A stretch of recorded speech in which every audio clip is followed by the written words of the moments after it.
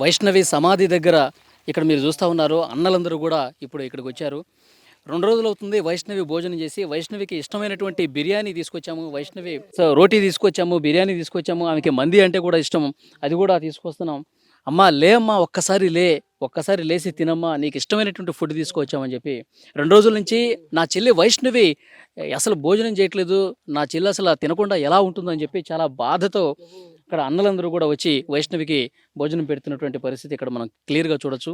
2వ రోజు సమాధి దగ్గర అన్నలందరూ వచ్చి నా నా చెల్లికి ఎంతో ఇష్టం. నా చెల్లి ఎప్పుడైనా సరే ఏదన్నా ఆకలేస్తుంది, నాకు బిర్యానీ కావాలంటే పరుగు పరుగున వెళ్ళి బిర్యానీ తీసుకొచ్చినటువంటి అన్నలు ఈరోజు తను లేకపోయేసరికి తను అసలు ఏం తింటుంది, తనకి ఇష్టమైనటువంటి ఫుడ్ అసలు ఏముంది, అసలు ఎలా లోపల సమాధిలో ఉండగలుగుతుంది.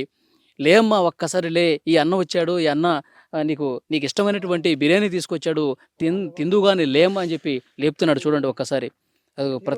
ముద్ద ముద్ద ముద్ద కలిపి వైష్ణవికి తినిపిస్తా ఉన్నాడు చూడండి. నిజంగా అన్నలు ఎంత ప్రేమ పెంచుకున్నారో ఆ చిట్టి చెల్లెల పట్ల.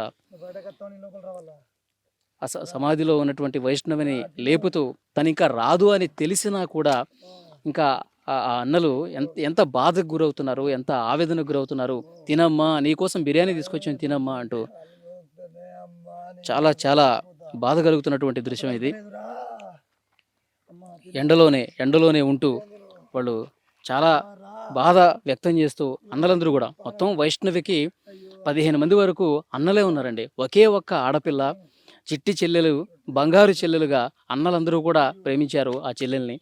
కానీ ఇక్కడ ఆ దుర్మార్గుడు ఇంత చంపేసి, కత్తితో పొడిచి చంపేసి మా చెల్లెల్ని మాకు కాకుండా చేశాడు అంటూ వాళ్ళందరూ కూడా చాలా బాధపడుతున్నారు. అమ్మ తినమ్మా తినమ్మా అంటూ ముద్ద కలిపి నీకు ఇష్టమైనటువంటి బిర్యానీ తీసుకొచ్చానమ్మా అంటూ వాళ్ళందరూ తినిపిస్తున్నారు చూడండి.